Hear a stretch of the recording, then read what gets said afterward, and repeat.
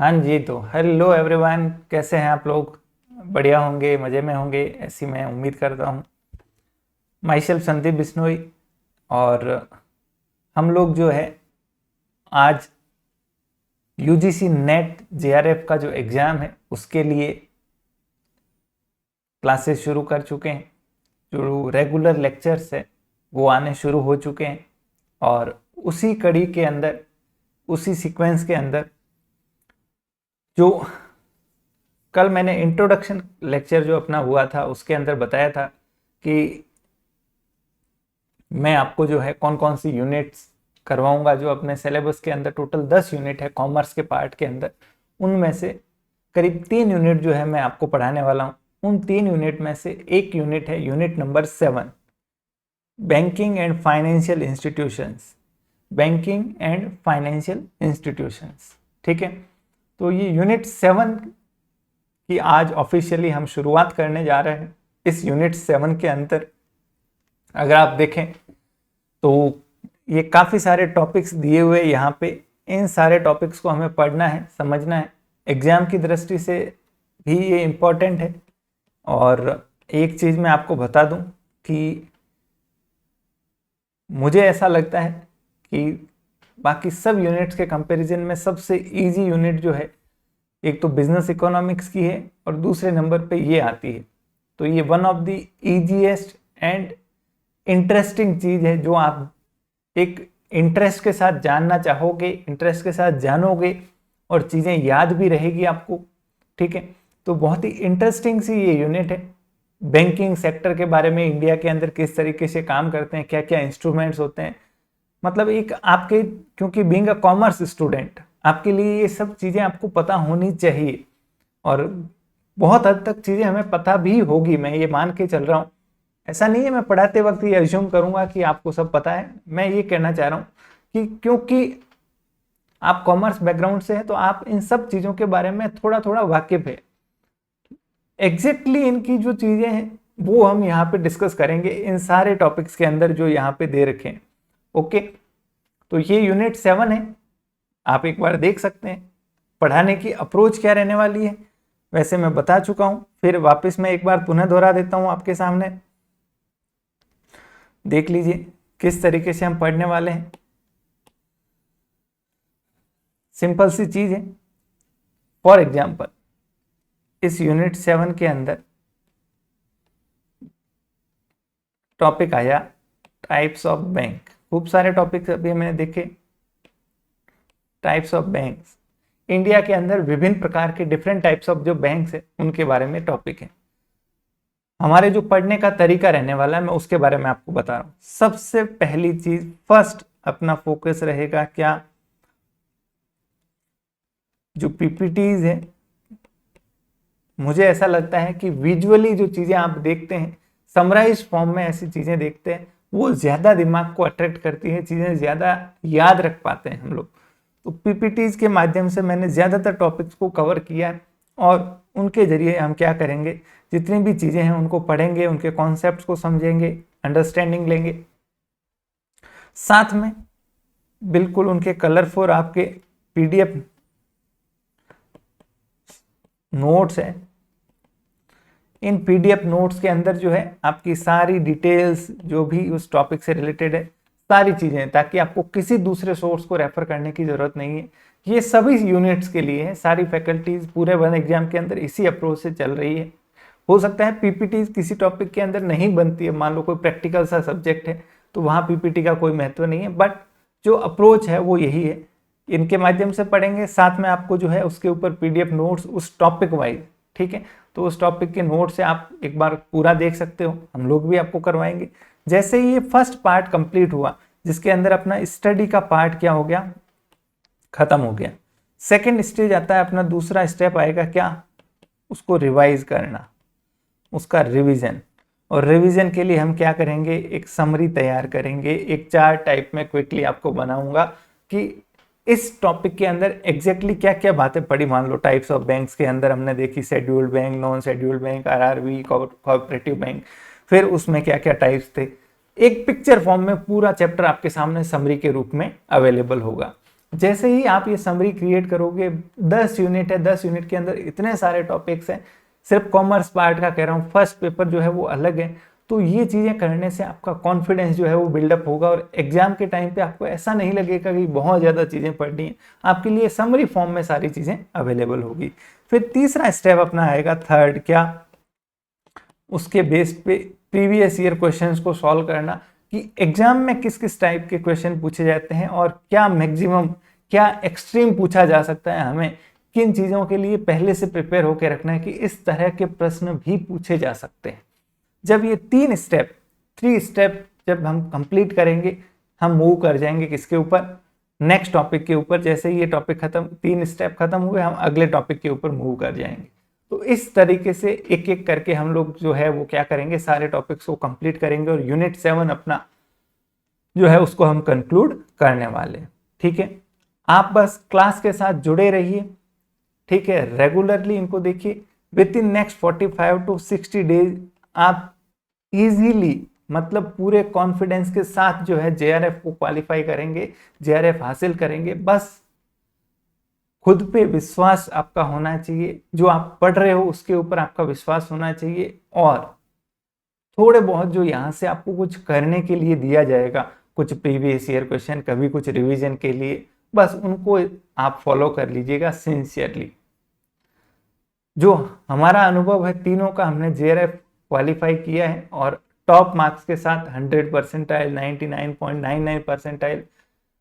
तो हम भी अपना जो है अनुभव आपके साथ साझा करेंगे कि किस तरीके से आप स्मार्टली चीज़ों को जो है मैनेज करके कम समय के अंदर जेआरएफ को हासिल कर सकते हैं। ठीक है, चलिए, इस तरीके से आपको यूनिट वाइज जो है नोट्स, पीडीएफ नोट्स भी मिलेंगे, पीपीटी भी मिलेगी। ठीक है, स्टार्ट करते हैं। आज तो अपना फर्स्ट जो इंट्रोडक्शन पार्ट है उसको हम डिस्कस करेंगे। कौन सी यूनिट पढ़ रहे हैं, unit number 7।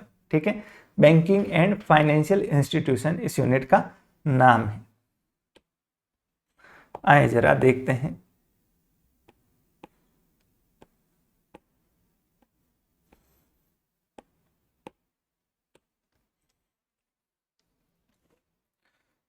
Unit number 7, banking and financial institutions. नाम से ही पता चल रहा है हमें क्या, कि इस पूरी यूनिट के अंदर जो फोकस रहेगा, जो बैंकिंग सेक्टर है भारत के अंदर, बैंक से जुड़ा हुआ जो जगत है पूरा, उसको जानेंगे। और इससे संबंधित जो भी फाइनेंशियल इंस्टीट्यूशंस है, जो भी संस्थाएं हैं, उन संस्थाओं के बारे में भी हम क्या करेंगे, पढ़ने वाले हैं इस पूरी यूनिट नंबर 7 के अंदर। ओके, तो फर्स्ट जो हमारा टॉपिक आता है, जो यूजीसी के द्वारा ऑफिशियल सिलेबस दिया गया, हम स्ट्रिक्टली उसी सिलेबस के अकॉर्डिंग पढ़ेंगे ताकि आपके दिमाग में भी चीज़ें क्लियर रहे कि हमने क्या पढ़ा, क्या नहीं पढ़ा। नंबर 1 जो टॉपिक आता है हमारा, वो क्या है, overview of Indian financial system. जो भारतीय फाइनेंशियल सिस्टम है उसका एक ओवरव्यू, फाइनेंशियल सिस्टम का ओवरव्यू। सुनिएगा, बात को समझते चलना है आपको।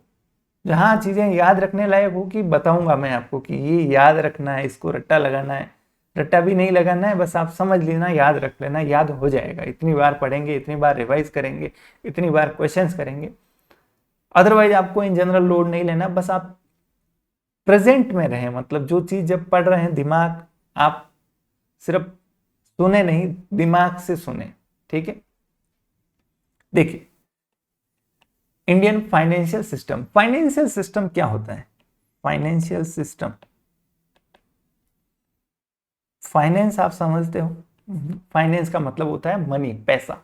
ओके, अब किसी इकोनॉमी के अंदर, मान लो ये इंडिया है, थोड़ा अजीब सा है लेकिन मान लीजिए ये इंडिया है। अब इस इंडिया के अंदर जो भी वेल्थ है, वेल्थ यानी क्या होती है, जो भी संपत्ति है, क्या हो सकती है संपत्तियां, बताओ, जमीन है, नेचुरल रिसोर्सेज है, ठीक है, लाइव स्टॉक है, पशुपालन, ह्यूमन रिसोर्सेज है, मानव संसाधन, पढ़े लिखे लोग यहाँ के, ठीक है, जितनी भी संपत्तियां हैं, जितनी भी वेल्थ है, जो भी यहाँ पे उत्पादन हो रहा है, जो भी यहाँ पे प्रोडक्शन हो रहा है, ये सब क्या है, इंडिया की वेल्थ है। ओके, एंशियंट टाइम में जो पुराना समय था, बहुत पुराना समय था, वहां पे क्या होता था कि एक व्यक्ति ने मान लो गेहूं का उत्पादन किया, ओके, दूसरे व्यक्ति ने मान लो कपास का उत्पादन किया, ठीक है, तीसरे ने मान लो कोई मटका और बर्तन बनाए। अब गेहूं वाले को गेहूं का उत्पादन कर रहा है, इसको बर्तन चाहिए, तो ये क्या करेगा, बर्तन बनाने वाले के पास जाएगा, कहेगा भाई मेरे से कुछ गेहूं ले ले और बदले में क्या दे दे, मेरे को बर्तन दे दे। कपास वाले से कपड़ा लेने के लिए कपास, इसको ये गेहूं देगा, बदले में कपास देगा। तो वस्तुओं के माध्यम से क्या होता था, एक्सचेंज होता था। वेल्थ का एक्सचेंज, चीजों का एक्सचेंज कैसे होता था, वस्तुओं के माध्यम से या सेवाओं के माध्यम से। मान लो कोई बाल काटने वाला है, तो वो बाल काटेगा, बदले में आप कोई चीज दे दोगे उसको। तो जो मोड ऑफ एक्सचेंज था, मीडियम ऑफ एक्सचेंज क्या था, ये फिजिकल चीजें थी। ये बहुत ज्यादा इनकन्वीनियंट मेथड था, कोई एग्जैक्ट डिनोमिनेशन नहीं था इनका, ठीक है, बहुत ज्यादा परेशानी होती होगी। तो वहां पे धीरे धीरे इनकी जगह किसने ले ली, कॉइन्स आ गए, मुद्राएं आ गई, सोने चांदी की, असरपियां जिसको कहते हैं, हीरे जवाहरात, असरपियां। तो ये कॉइन्स क्या होते थे, एक माध्यम बने एक्सचेंज का, कि भाई गेहूं लेना है 1 किलो, तो बदले में सोने की 1 असरपी आपको देनी पड़ेगी, 1 सिक्का आपको देना पड़ेगा, 2 किलो के लिए 2 देना पड़ेगा, हर चीज के लिए सिक्के आ गए, कॉइन्स आ गए, ठीक है। और वो कॉइन्स क्या होते थे, राजा के द्वारा अधिकृत होते थे, राजा उनको जारी करता था, अपने ऊपर फोटो बढ़िया लगा के, ऐसे खड़ा होके, मूंछों के ताव देके, ताकि वो एक साइन रहे कि ऐसा नहीं कोई दूसरे सुनार ने वैसा का वैसा सिक्का बना के अपना सिक्का चला दिया। वो मोहर होती थी किसकी, वहां की गवर्नमेंट की।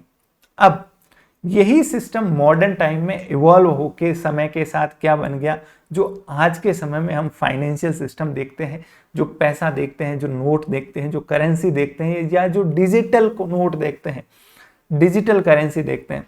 तो यहां से धीरे धीरे कहां पे हम मूव ऑन हो गए कि हमारे पास क्या आ गए, करेंसी नोट्स आ गए। करेंसी नोट्स के अंदर क्या होता है बताओ, कि एक इस तरीके से नोट होता है, ठीक है, वहां पे जो गवर्नर महोदय है वो क्या करते हैं, वो धारक को, मतलब उसके बियरर को 100 रुपए का नोट है, 100 रुपए देने का वचन देते हैं, ओके। और यहां लिखा होता है, इसके ऊपर गारंटी दी है किसने, guaranteed by government of India, Bharat सरकार के द्वारा गारंटी दी गई है। मतलब ये नोट बेसिकली क्या क्या दिखा रहा है कि हमारे देश के जितने भी लोग हैं, आप जो है कोई भी चीज अगर बेच रहे हो, तो बदले में इस नोट को क्या कर सकते हो, स्वीकार कर सकते हो, 100 रुपए की वैल्यू के बराबर मान के। आप 100 रुपए की कोई भी चीज दे दीजिए, बदले में ये नोट दे दीजिए। और ये नोट जो है अपने आप में क्या है, जो भी इसका धारक है, बियरर है, जो भी उसका होल्डर है, मान लो ये नोट मेरे पास आया, तो मेरे पास क्या है, 100 रुपए की वैल्यू का अधिकार है। और ये वचन कौन दे रहा है, इंडिया का गवर्नर दे रहा है। बाई चांस नहीं मिलती तो गवर्नमेंट कहती है हम इस पे गारंटी दे रहे हैं, आपको अगर कभी भी ऐसी मुसीबत आ जाए तो इस 100 रुपए के बराबर आप कोई भी चीज ले लेना, सोना ले लेना, कुछ भी ले लेना। तो ये सिस्टम धीरे धीरे पूरी दुनिया के अंदर इवॉल्व हुआ और सब जो है करेंसी नोट के ऊपर बिल्कुल भरोसा करने लग गए, क्योंकि गवर्नमेंट जो है गारंटी दे रही है, तो कभी डिफॉल्ट होने की, कभी कोई नुकसान होने की कोई संभावना नहीं है। गवर्नमेंट ही फेल हो गई तब तो फिर कोई चीज बची ही नहीं पीछे। धीरे धीरे इस सिस्टम के अंदर भी क्या आया, नई नई चीजें आई। जैसे फॉर एग्जांपल एक कंट्री के अंदर 100 लोग हैं, मतलब भारत के अंदर आप मान लीजिए, इंडिया के अंदर टोटल 100 पर्सन है जो भारत के अंदर निवास करते हैं। अब इस 100 में से 15 लोग ऐसे हैं, 15% ऐसे हैं जिनके पास मान लो टोटल भारत के अंदर रुपए हैं कितने, 1000 मान लो टोटल इतने की वेल्थ है। अब वेल्थ पहले कैसे थी, पशुपालन, प्रोडक्शन, उन सब चीजों में थी। अब वेल्थ को मेजर किस में कर रहे हैं हम, उन करेंसी नोट्स के अंदर, ठीक है। तो इस 1000 में से 900 रुपए किनके पास है, सिर्फ इन 15 लोगों के पास है। पीछे के 85% जो है वो सब 100 रुपए में गुजारा कर रहे हैं। इधर तो ये तो अमीर लोग हैं, ये है गरीब लोग। इनके पास वेल्थ का 90% है, किनके पास, सिर्फ 15 लोगों के पास। और इधर 85 लोग, 85% के पास सिर्फ 10% वेल्थ है। तो जाहिर सी बात है इनको किसकी जरूरत है, पैसों की जरूरत है। इनके पास क्या है, बचत है, एक्स्ट्रा पैसा है। भाई सारे के सारे पैसे तो आप यूज करने से रहे, इतनी सारी वेल्थ है, तो वो क्या है, आपकी सेविंग्स है। अब ये सेविंग्स आप क्या करके रखोगे, जमीन में दबा के रखोगे, घर में रखोगे, खतरा है। प्लस वो वेल्थ उतनी की उतनी रह रही है, उस वेल्थ में कोई वृद्धि नहीं हो रही है, ठीक है।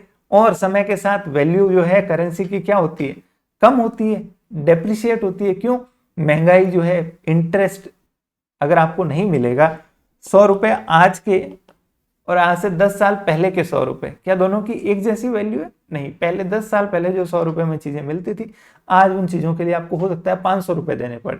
मतलब 100 रुपए की वैल्यू क्या हो गई है, कम हो गई है। तो ये जो बचत थी, ये पड़ी पड़ी क्या है, लोगों की वेल्थ जो है वो खराब हो रही थी, कम हो रही थी, ठीक है। अनलेस आप इस वेल्थ को क्या करो, किसी चीज में इन्वेस्ट करके रखो।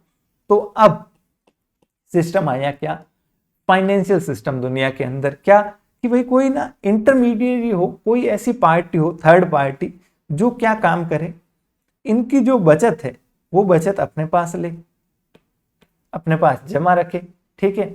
ये जो जरूरतमंद है इनको क्या करे, पैसा दे, जरूरतमंद पैसा चाहिए, आप यहाँ आइए, यहाँ से लीजिए, ठीक है।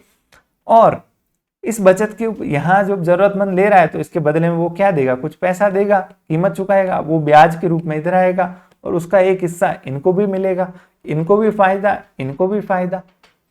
तो ये सिस्टम कौन सा, बैंकिंग सिस्टम इवॉल्व हुआ, ठीक है। ये थर्ड पार्टी जो थी, ये इंटरमीडिएरी जो थे, बिचौलिए जो थे, ये क्या कहलाने लगे, बैंक के रूप में काम करने लगे, ठीक है। और बैंक का मतलब ही होता है भरोसा, बैंक का वर्ड लिटरल मीनिंग होता है भरोसा।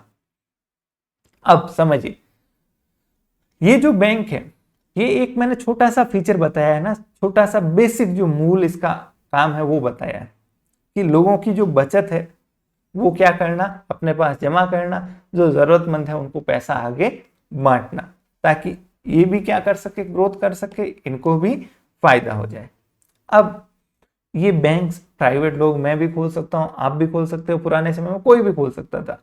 तो समय के साथ क्या हुआ, क्योंकि ये इतना इंपॉर्टेंट काम कर रहे हैं, पूरी देश की वेल्थ इन बैंक्स के पास में जमा है, तो इन बैंक्स के ऊपर क्या आई, रेगुलेटिंग अथॉरिटीज आई, रेगुलेशन शुरू किया। गवर्नमेंट ने कहा इनके ऊपर जो नियंत्रण, कंट्रोल स्ट्रिक्ट होना चाहिए, कहीं कोई फ्रॉड, कोई गड़बड़, ये पैसा लेके भग गया तो बैंक बहुत ज्यादा नुकसान हो जाएगा, अर्थव्यवस्था का, लोगों का भरोसा टूट जाएगा, सबसे इंपॉर्टेंट सिस्टम के ऊपर जो भरोसा है वो खत्म हो जाएगा, ठीक है। साथ ही कुछ नवाचार भी हुए। आज के टाइम में हम देखते हैं सारा जो है डिजिटल मनी आ चुका है। डिजिटल मनी का मतलब पैसा फिजिकली मेरे पास नहीं आया। फॉर एग्जाम्पल, मैं मेरा एग्जाम्पल लेता हूं, मेरा जो डेबिट कार्ड है, मैंने शायद देखा ही नहीं पिछले 1 या 2 साल से कहाँ है कहाँ नहीं। 1 तारीख को मान लो सैलरी आई मेरे खाते में, सैलरी कहाँ जमा हुई, deposited into my bank account, किसमें, बैंक अकाउंट में जमा हो गई। मतलब मुझे मेरे मोबाइल में बैंक में दिख रहा है क्या, कि भाई ये प्लस में बैलेंस है, मान लो 1000 रुपए, सैलरी जमा हो गई। अब मुझे मान लो रेंट पे करना है 10 रुपए, मैंने पे कर दिया इसी में से। मुझे मान लो कोई ईएमआई पे करनी है, यहीं से मैंने पे कर दिया, यहीं से मैंने पे कर दिया, जो भी एक्सपेंसेस है, ग्रोसरीज वगैरह सब मैं यहाँ से पे कर रहा हूँ, ठीक है। तो फिजिकली कहीं कोई रोल ही नहीं है, पैसा फिजिकली कहीं आ ही नहीं रहा है, वो वहीं किसके पास पड़ा है, बैंक के पास ही पड़ा है पैसा। तो ये एक मॉडर्न जो बैंकिंग है वो इस तरह की हो चुकी है, जहां पे फिजिकली पैसों का मूवमेंट ही नहीं हो रहा है, जो वेल्थ है वो डिजिटली ही हो रही है। तो ये पूरा जो बैंकिंग सिस्टम है, ये जो पूरा सिस्टम है, ये बैंक और ये इस तरीके से ट्रांजैक्शंस का होना, इसमें ये मॉडर्न चीजें इतनी सारी, ये एक पूरा क्या कहलाता है, फाइनेंशियल सिस्टम कहलाता है, जो पूरा सिस्टम इन चीजों को चलाता है। अब इस फाइनेंशियल सिस्टम में आपका आरबीआई भी आ गया, आपकी जितनी भी बैंक्स है वो आ गई, आप जो आज यूपीआई के जरिए ट्रांजैक्शन करते हो वो आ गए, स्टॉक एक्सचेंज आ गए, मनी मार्केट आ गई, गवर्नमेंट आ गई, जितने भी पार्टिसिपेंट है, आप और हम जैसे कस्टमर्स आ गए, ये सब इस फाइनेंशियल सिस्टम का हिस्सा है, इस सिस्टम के साथ जुड़े हुए हैं, अलग अलग रोल में, अलग अलग कैपेसिटीज में। ओके, बात समझ आई, थोड़ी बहुत समझ आई, ठीक है। तो ये फाइनेंशियल सिस्टम है। अब फर्स्ट यूनिट में हमें क्या जानना है, इस फाइनेंशियल सिस्टम का हमें ओवरव्यू को समझना है, ओवरऑल ओवरव्यू को हमें जानना है, ठीक है। तो देखिए, दो तरह के लोग होते हैं, एक है मनी सेवर्स, जो सेविंग करते हैं, क्या करते हैं, बचत करते हैं, और दूसरे लोग हैं कौन, बोरोवर्स, जो मनी क्या करते हैं, बोरो करते हैं, पैसा उधार लेते हैं। इन दोनों के बीच में जो इंटरमीडियरी के रूप में काम करता है उसको क्या बोलते हैं, बैंक बोलते हैं, ठीक है। ये एक क्या है, इंस्टीट्यूशन है, संस्था है, जो क्या करती है, दोनों पार्टीज के बीच में इंटरलिंकिंग का काम करती है, ठीक है। अब देखिए, ये जो बैंक है, ये पहले कोई व्यक्ति भी काम कर सकता था, मनी लेंडर्स जो होते थे वो ये इंडिविजुअली काम करते थे, पैसा लेते थे, उधार देते थे, इस तरीके का। धीरे धीरे ये क्या हो गया, इंस्टीट्यूशनल फ्रेमवर्क में आ गया, मतलब कंपनी के फॉर्म में, सोसाइटी के फॉर्म में, इंस्टीट्यूशन के रूप में ये एस्टेब्लिश होना शुरू हो गए। अब इन इंस्टीट्यूशंस का मेन काम क्या है, जो बचत है, जो सरप्लस है, बचत को क्या कहते हैं, सरप्लस, उसको क्या करना, मोबिलाइज करना, क्या करना, मोबिलाइज करना, यानी इकट्ठा करना, बचत को इकट्ठा करना, किसके पास, अपने पास, और आगे ट्रांसफर करना किसको, जो भी नीडी पर्सन है, जो भी जरूरतमंद है, बिजनेसेस को, इंडिविजुअल्स को, उनको आगे ट्रांसफर करना। ये मेन काम है किनका, इन इंस्टीट्यूशंस का। तो इंडियन जो फाइनेंशियल सिस्टम है, भारत का जो पूरा फाइनेंशियल सिस्टम है,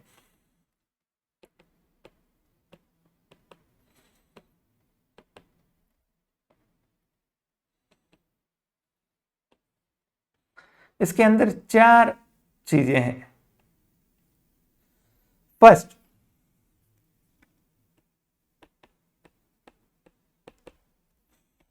financial market, second,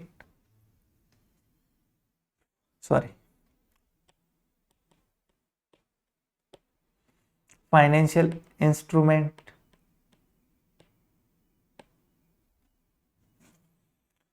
financial institutions, और फाइनेंशियल सर्विसेज। जानते हैं एक एक करके, financial market, financial instrument, financial institutions और फाइनेंशियल सर्विसेज। अब देखिए, ये सब मिलके क्या काम करते हैं, ये जो भी संस्थाएं मैंने बताई, ये क्या काम करते हैं, चारों मिलके, इनका काम है क्या, जो भी सेविंग्स है उनको जनरेट करना, लोगों को बढ़ावा देना कि आप सेविंग्स कीजिए, पूंजी निर्माण, कैपिटल फॉर्मेशन, इकोनॉमिक्स के अंदर बहुत इंपॉर्टेंट कॉन्सेप्ट होता है, इन्वेस्टमेंट्स को जनरेट करना,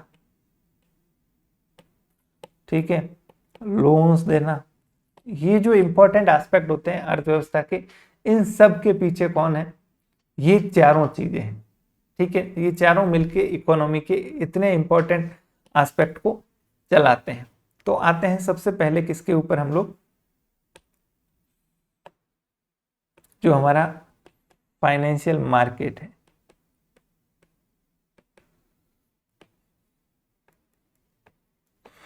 फाइनेंशियल मार्केट, फाइनेंशियल मार्केट के अंदर क्या क्या आता है, फाइनेंशियल इंस्टीट्यूशंस के अंदर क्या क्या आता है, एक एक करके हम देखना शुरू करते हैं। हाँ जी, सबसे पहले फाइनेंशियल मार्केट। देखिए रोजाना तो मैं आपको पीपीटी से पढ़ाऊंगा, आज जो है मैं पीपीटी नहीं बना के लेके आया हूँ, तो मुझे मेरे नोट्स से मदद लेनी पड़ रही है थोड़ी थोड़ी, क्योंकि मैं नहीं चाहता कि हम कुछ अननेसेसरी की बातें करें। टू द पॉइंट रहना मुझे बहुत पसंद है और मजा भी उसी में आता है। दो तरह के मार्केट होते हैं फाइनेंशियल मार्केट, एक होता है कैपिटल मार्केट, एक होता है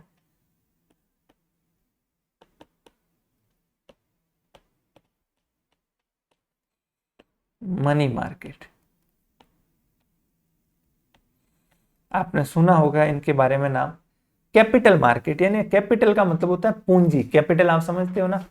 तो देखिए कैपिटल मार्केट वो है जहां पे नॉर्मली जो लॉन्ग टर्म की सिक्योरिटीज होती है या इनफाइनाइट पीरियड की होती है। लॉन्ग टर्म या इनफाइनाइट का मतलब, मान लो कोई डिबेंचर्स है 20 साल के लिए इश्यू हुए, शेयर्स इश्यू हुए इक्विटी, तो वो इनडेफिनेट पीरियड के लिए है, उनका कोई फिक्स समय नहीं है, वो इरिडीमेबल है, जब तक कि कंपनी बंद नहीं होती उसके शेयर्स हमेशा के लिए रहेंगे। तो कैपिटल मार्केट वो है जहां पे क्या होती है, लॉन्ग टर्म के इंस्ट्रूमेंट्स, लॉन्ग टर्म की सिक्योरिटी, शेयर्स, डिबेंचर्स, बॉन्ड्स, इनकी क्या होती है, खरीद और बेच होती है।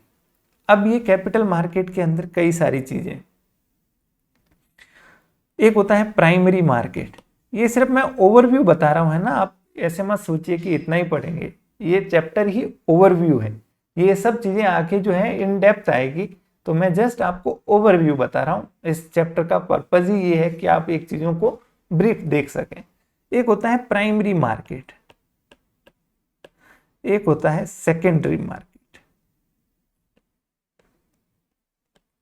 प्राइमरी मार्केट का मतलब जब फर्स्ट टाइम सिक्योरिटीज इश्यू होती है, फर्स्ट टाइम सिक्योरिटीज इश्यू होती है, मान लो कंपनी ने आईपीओ लेके आया, इनिशियल पब्लिक ऑफर। आईपीओ का मतलब होता है initial public offering.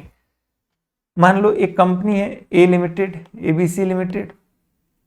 ABC limited ने क्या किया, अपने जो शेयर्स है वो किसको देना चाह रही है, पब्लिक को इश्यू करना चाह रही है, और पब्लिक से बदले में क्या लेना चाह रही है, पैसा लेना चाह रही है, अपने व्यवसाय को वो बढ़ाना चाहती है, तो जनता को शेयर बांट रही है, जनता से बदले में क्या ले रही है, पैसे ले रही है। अब ये एबीसी लिमिटेड अपने शेयर्स को क्या करेगी, ऑफर करेगी, किसको, पब्लिक को। तो अगर ये फर्स्ट टाइम ऑफर कर रही है, इसको बोलते हैं आईपीओ, इनिशियल यानी पहली बार जब। तो अब मान लो यहां पे मैं अप्लाई करता हूं, आप अप्लाई करते हो, और हमारे जैसे कई सारे लोग जो है इन शेयर्स के लिए क्या करते हैं, एप्लीकेशन देते हैं। तो हम सब जो शेयर्स खरीद रहे हैं, ये कहां से खरीद रहे हैं, प्राइमरी मार्केट से, मतलब हम डायरेक्ट जो है फर्स्ट कस्टमर बन रहे हैं। ओके, कंपनी से सीधा शेयर हमारे नाम पे अलॉट हो जाएगा। तो ये क्या है, प्राइमरी मार्केट है। अब शेयर्स हमारे पास आ चुके हैं, ठीक है, आप और हमारे जैसे हजारों लोगों के पास ये शेयर्स हैं, ऐसी हजारों दूसरी कंपनी होगी, दूसरी कंपनियां भी, उनके शेयर्स भी अलग अलग लोगों के पास है। अब मान लो मुझे ये शेयर सेल करने हैं, कोई दूसरा व्यक्ति है जिसको इनिशियली नहीं मिले, वो अब खरीदना चाहता है, तो ये अब जो खरीद बेच होगी वो कहाँ होती है, सेकेंडरी मार्केट में होती है, जो किसके थ्रू होती है, स्टॉक एक्सचेंज के थ्रू होती है, जिसे हम BSc, NSC, national stock exchange, Bombay stock exchange, Ahmedabad stock exchange, ठीक है। तो ये स्टॉक एक्सचेंज जो होता है वो किसके अंदर आता है, सेकेंडरी मार्केट के अंदर, जहां सिक्योरिटीज एक बार इश्यू कर दी कंपनी ने, शेयर्स, डिबेंचर्स, उसके बाद जो खरीद बेच होती है वो सब किसके थ्रू होती है, सेकेंडरी मार्केट, ठीक है। वैसे ही गवर्नमेंट सिक्योरिटीज का भी एक मार्केट होता है, जहां गवर्नमेंट सिक्योरिटीज की सेल परचेज होती है, ठीक है। तो ये सब किस पे आते हैं, कैपिटल। कैपिटल यानी पूंजी। पूंजी क्या होती है बताओ, बैलेंस शीट बनाते हैं कंपनी की, ठीक है। तो यहाँ ये तो पुराने तरीके से बैलेंस शीट बना दी मैंने, ये मान लो नए तरीके से मैं बना रहा हूँ बैलेंस शीट। इधर जो भी अमाउंट वगैरह है, इधर पर्टिकुलर्स हैं। तो यहाँ पे सबसे पहला आता है इक्विटी एंड कैपिटल। तो यहाँ पे आता है equity share, preference share, reserve and surplus, फिर लॉन्ग टर्म डेट, इसमें मान लो डिबेंचर्स है, बॉन्ड है। ये सब कंपनी की क्या है, पूंजी है, कैपिटल, जो पैसा लगा हुआ है कंपनी के अंदर। ये सब पैसा कंपनी के अंदर किसने लगा रखा है, बाहर के लोगों ने लगा रखा है। तो ये जो पूरी कैपिटल जो है, इसका जो मार्केट है वो क्या कहलाता है, कैपिटल मार्केट। ठीक है, ये सब क्या होती है, लॉन्ग टर्म के लिए होती है जनरली, मतलब 5 साल 10 साल 20 साल या इनफाइनाइट पीरियड के लिए। ओके, अब दूसरा जो होता है कौन सा, मनी मार्केट। ये क्या है, मनी मार्केट। मनी मार्केट के अंदर क्या होता है, नॉर्मली शॉर्ट टर्म के लिए होता है। क्या, शॉर्ट टर्म पीरियड के लिए, मतलब ये सिक्योरिटीज कम समय के लिए होती है, 15 दिन 10 दिन 7 दिन 90 दिन 3 महीने। ठीक है, मैक्सिमम साल भर के लिए। जैसे गवर्नमेंट के जो एक कॉल मनी का सिस्टम होता है बैंक के अंदर, हम पढ़ेंगे आगे कॉल मनी क्या होती है। फिर कॉमर्शियल पेपर होते हैं गवर्नमेंट के, ट्रेजरी के बिल होते हैं। ठीक है, ये सब किसके अंदर आते हैं, मनी मार्केट के अंदर। यहाँ पे बेसिकली आप और हम जैसे आम इन्वेस्टर्स जनरली नहीं करते। ये मैं एक एग्जांपल के जरिए आपको बताता हूं कैसे काम करता है मनी मार्केट।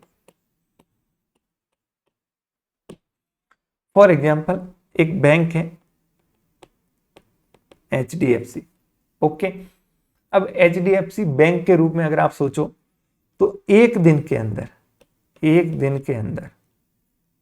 इनके पास करोड़ों अरबों रुपए जमा होते होंगे और अरबों रुपए ही विड्रॉ होते होंगे।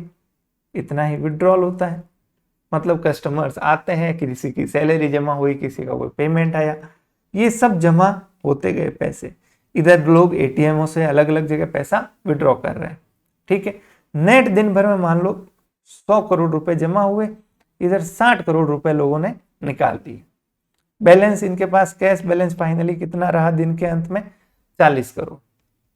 ओके ओके, फिर दूसरे दिन, फिर तीसरे दिन, तो एवरेज 10-20 करोड़ 30 करोड़ 40 करोड़ तक पैसा इनके पास हमेशा क्या रहता है, एक्स्ट्रा रहता है, क्योंकि ज्यादातर लोग पैसे बैंक में ही रखते हैं।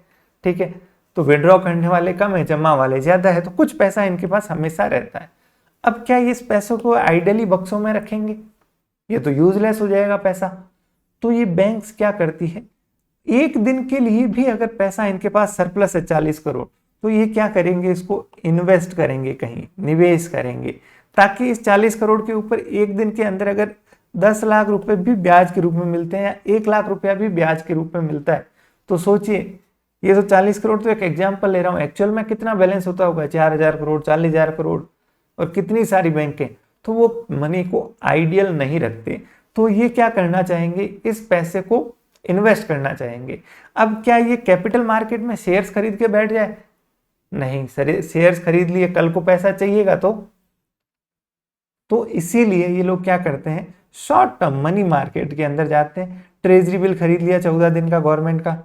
ठीक है, इससे क्या होगा, 14 दिन के लिए जो भी आइडल पैसा है निवेश कर दिया, अच्छा खासा ब्याज मिल गया, प्लस गवर्नमेंट की सिक्योरिटी है, रिस्क फ्री, जीरो, कोई रिस्क नहीं।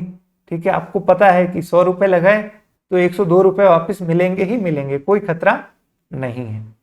तो ये मनी मार्केट होता है शॉर्ट टर्म के लिए। ठीक है, ओके, तो पहली चीज हमने क्या पढ़ी, फाइनेंशियल मार्केट के बारे में। सेकंड चीज हम पढ़ते हैं क्या, फाइनेंशियल इंस्टीट्यूशन। मैंने 4 चीजें बताई थी कि जो इंडियन फाइनेंशियल सिस्टम है उसके अंदर 4 चीजें हैं, financial market, financial institution, financial instrument और फाइनेंशियल सर्विसेज। दोबारा बता देता हूं, फाइनेंशियल मार्केट हो गया, इंस्टीट्यूशन हो गए, संस्थाएं, मार्केट में हमने देख लिया capital market, money market, institution हो गए, फिर इंस्ट्रूमेंट्स और फिर सर्विसेज। तो इंस्टीट्यूशंस कौन कौन से वो देखते हैं। देखिए, जनरली 2 तरह के इंस्टीट्यूशंस होते हैं, एक बैंकिंग, एक होता है नॉन बैंकिंग फाइनेंशियल कंपनी, इनको बोलते हैं NBFC, non banking financial company. ये नॉन बैंकिंग यानी बैंकिंग का काम नहीं कर सकती ये बैंकिंग कंपनीज। ओके, इनका सर्वा कौन है? RBI, reserve bank of India, जो क्या है? एक रेगुलेटरी अथॉरिटी है जो इनको क्या करती है? रेगुलेट करती है। ओके, प्लस ये सेंट्रल बैंक है इंडिया की। ये सब चीजें हम आगे देखेंगे। बैंकिंग जो है, बैंकिंग के अंदर भी दो तरह की बैंक होती है, एक शेड्यूल्ड बैंक, एक नॉन शेड्यूल्ड बैंक। क्या होती है? आरबीआई के एक्ट के अंदर एक शेड्यूल है, बैंकिंग रेगुलेशन एक्ट के अंदर, सॉरी, तो उस शेड्यूल के अंदर जिसका नाम लिखा गया उसके तहत जो रजिस्टर्ड है वो शेड्यूल बैंक। ज्यादातर सभी शेड्यूल्ड बैंक है, वो इक्का दुक्का बैंक है जो नॉन शेड्यूल्ड है। फिर शेड्यूल्ड बैंक में भी कई तरह की होती है। एक होती है पब्लिक सेक्टर, जैसे एसबीआई हो गई, पीएनबी हो गई।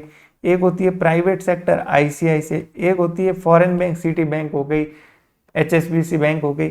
ठीक है, तो ये नॉन बैंकिंग एनबीएफसी के अंदर खूब सारी होती है, जैसे कोई हाउसिंग फाइनेंस के लिए काम कर रही है, कोई व्हीकल फाइनेंस के लिए काम कर रही है, अलग अलग पर्पज के लिए ये बनाई जाती है। ये नॉन बैंकिंग फाइनेंशियल कंपनी सिर्फ लोन देने और लोन लेने का काम करती है। ये बैंक की तरह चेक इश्यू करना, कैश डिपॉजिट करना, वो सारा काम नहीं करती।